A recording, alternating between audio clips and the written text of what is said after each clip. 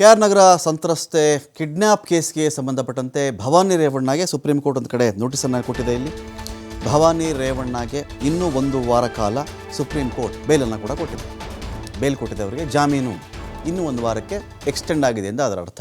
ನನಗೆ ಅರೆಸ್ಟ್ ಮಾಡುವಂತಿಲ್ಲ ಭವಾನಿ ರೇವಣ್ಣ ಅವ್ರನ್ನ ಅಂತ. ಜೊತೆಗೆ ಒಂದು ನೋಟಿಸ್ ಕೂಡ ಕೊಟ್ಟಿದೆ. KR ನಗರ ಸಂತ್ರಸ್ತೆಯ ಕಿಡ್ನ್ಯಾಪ್ ಕೇಸ್ಗೆ ಸಂಬಂಧಪಟ್ಟಂತೆ ನೋಟಿಸ್ ಕೂಡ ಇದರಲ್ಲಿ ಹೋಗಿದೆ. ಪ್ರಕರಣದಲ್ಲಿ ಭವಾನಿ ಸೇರಿದಂತೆ ಎಲ್ಲ ಆರೋಪಿಗಳ ರೋಲ್, ಅವರ ಪಾತ್ರ ಏನು, ಇನ್ಕ್ಲೂಡಿಂಗ್ ಭವಾನಿ. ಮಗನ ಮೇಲೆ ಗಂಭೀರ ಆರೋಪಗಳಿದೆಯಲ್ಲಮ್ಮ, ನಿಮ್ಮ ಪಾತ್ರಗಳೆಲ್ಲ ಹೇಳಿ, ಏನು ನಡೆದಿರಲಿ ಕತೆ ಅಂತ ನಿಮ್ಮದು. ಭವಾನಿಗೆ ನೋಟಿಸನ್ನು ಒಂದು ಕಡೆ ಜಾರಿ ಮಾಡಿ ವಿಚಾರಣೆಯನ್ನು ಇನ್ನೂ 1 ವಾರ ಕಾಲ ಮುಂದೂಡಿಕೆ ಮಾಡಿದ್ದಾರೆ.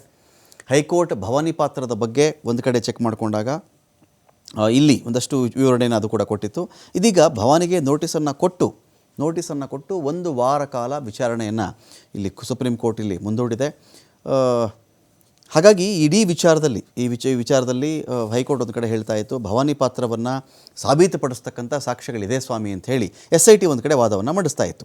SIT ಪರವಾಗಿ ವಾದ ಮಂಡಿಸಿದ್ದು ಯಾರು ಅಂದರೆ ಕಪಿಲ್ ಸಿಬಲ್ ಅವರು SIT ಪರವಾಗಿ ವಾದವನ್ನು ಮಂಡಿಸ್ತಾರೆ. ಭವಾನಿ ರೇವಣ್ಣಗೆ ಹೈಕೋರ್ಟ್ ಕೊಟ್ಟಿದ್ದಂಥ ಜಾಮೀನಿಗೆ SITಯಲ್ಲಿ ಆಕ್ಷೇಪವನ್ನು ಕೂಡ ಎತ್ತಿದೆ. ಯಾಕಿದು ಇವ್ರಿಗೆ ಜಾಮೀನು ಕೊಟ್ಟಿದ್ದಾರಲ್ಲ, ಎಲ್ಲರೂ ಈ ಕೇಸಲ್ಲಿ ಎಲ್ಲರೂ ಅರೆಸ್ಟ್ ಆಗಿದ್ದಾರೆ, ಇವರೇನು ವಿಶೇಷ, ಇವ್ರಿಗೆ ಯಾಕೆ ಜಾಮೀನು ಕೊಡಬೇಕಾಗಿತ್ತು ಅಂತ ಇವರ ಒಂದು ವಾದ ಇತ್ತು. ಭವಾನಿ ರೇವಣ್ಣ ಅವರ ಜಾಮೀನನ್ನು ಮೊದಲು ರದ್ದು ಮಾಡಿ ಅಂತ ಹೇಳಿ ಸುಪ್ರೀಂ ಕೋರ್ಟ್ ಮೊರೆ ಹೋಗಿದೆ SIT ತಂಡ. ಇನ್ನು ಹೈಕೋರ್ಟ್ ಭವಾನಿ ಪಾತ್ರದ ಬಗ್ಗೆ ಎಲ್ಲಿಯೂ ಕೂಡ ಕೂಲಂಕಷವಾಗಿ ಪರಿಗಣಿಸೇ ಇಲ್ಲ ಸ್ವಾಮಿ, ಇವರಿಗೆ ಬೇಲ್ ಮಾತ್ರ ಮಂಜೂರು ಮಾಡಿಬಿಟ್ಟಿದ್ದಾರೆ. ಈ ಒಂದು ಎಲ್ಲರ ಪಾತ್ರದ ಬಗ್ಗೆ ನಾವು ವಿವರಿಸಿದ್ದಾಗ ಎಲ್ಲರೂ ಈಗ ಆಲ್ರೆಡಿ ಸೆರೆಮನೆ ವಾಸವನ್ನು ನೋಡಿರಬೇಕಾದ್ರೆ ಇವ್ರು ಯಾಕೆ ಬೇಲ್ ಅಂತ ಕೂಡ SIT ಆಕ್ಷೇಪವನ್ನು ತೆಗೆದಿದೆ.